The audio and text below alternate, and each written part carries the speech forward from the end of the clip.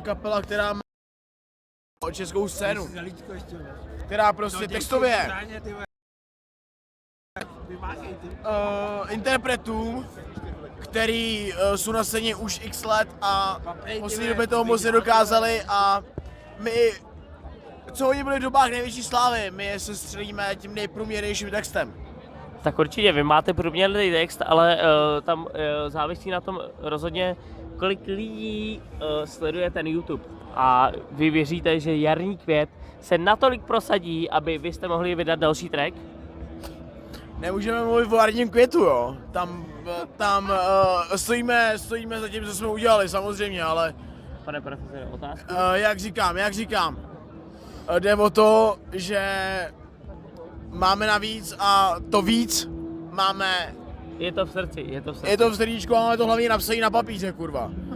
Pane profesore, máte nějakou otázku, Filipe? Já si nic, jako fakt to tak pane profesor, to mi nic nemá, ale my z reportáže 88269, my bychom se chtěli zeptat, my víme, že máte jak známo tyhle prostě rád mladší holky, prostě 15 leté, ale už k té písničce, je to opravdu hrané na ty menší holky, nebo věříte tomu, že někdy se najdete skutečnou dívku? Takhle, jak bych řekl, jak říkám, takhle. Určitě, Jardo, určitě. V jedné věci bych řekl, že prostě hrajem na kalhotky všem holkám, jo. Prostě slyšíš ten text, vole, máš, vole, velký kalhotky, vole. To musí být holka, vole, abys to pochopil, vole, no. Jasně, já to nechápu. Pojď sem blíž, vole. Abych se slyšel, rozumíš, vole. A to je prostě, vole, pro holky, rozumíš, vole, buď, vole, tě to nasere, nebo tě to prostě zvlhčí, vole. My hrajeme na tu první stranu, že to prostě nasere, jo. Protože my hrajeme na to, že prostě všechny holky jsou, vole, tak jako, jak říkají, z hovnu.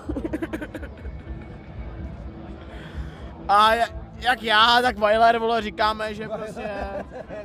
Wiley. On má prostě plnou hubu bramboráku, vole, ale... 32 minuta. Ale, vole, říkám, mluvím se nás oba jako za skupinu. Prostě... Děvko! Poseru ti kozy. Nebudeme se s tím srát, neděláme hudbu pro fanoušky, prostě děláme ji pro sebe a já si myslím, že tak bych to zakončil. A já ještě jednu otázečku bych měl jako inspektor. Určitě. Kluci, děláte velkolepý dílo, prostě je to fakt super. Jarní květ, bezcennost, je to slovo, který prostě se v životě nepoužívalo, teď se používá. Jak to cítíte prostě, že lidi prostě, kteří v životě neznali bezcenná, teďka na každém slově říkají bezcennost a tak. A jak vy to cítíte? Je to hezký? Já bych to jakoby jako autor té sloky, ve kterých se to objevuje to slovo, bych řekl, že ty vole, prostě jsem to plácnul, vole, protože tam prostě kurva sedělo do té muziky, vole, jde o to, vole, že... A já si myslím, že jako tady to, jako víš co, ty vole, zeslavnění, vole, prostě z toho, vole, že kecneš nějakou kravinu, vole, prostě to je, vole, to, co nás charakterizuje, vole, my prostě, vole, plásnem píčovinu, vole, a hnedka jsme slavní, vole, to prostě uvidíš, vole, s papežem, ty vole, až to bude, vole, já prostě, bych měl takovou námitku, vole, či to jsou kurva boty. Ale tady ty pantoflíčky, ty jsou Filipem Ruska, šéf-produktora vaší šéf-produkce. Ne, OK. Joši, tak ty vole, někdo se myslíte. Jak říkám, vole. Jarní květ, vole, dobrý song, vole. Byla to první, vole, vlastně, vole, věc, kterou jsme, vole, udělali, vole, s naším projektem novým, vole. Jdem, kurva, na krucifixku, vole, do píče, děvko. Co jde to? Ale Maro, Cože jsi říkala? Jestli tam jde. Do kamery. abych ti dopověděl naše interview, tak ti řeknu, že prostě bezcenná je slovo, který se objeví v každém slovníku spisovní češtiny, protože jak jsem řekl, kurva jsem to řekl já, vole, proto se tam objeví, vole. Já vím, že bezcennost to je... Bezcennost je mocná a já jsem autorem bezcennosti, vole, jo.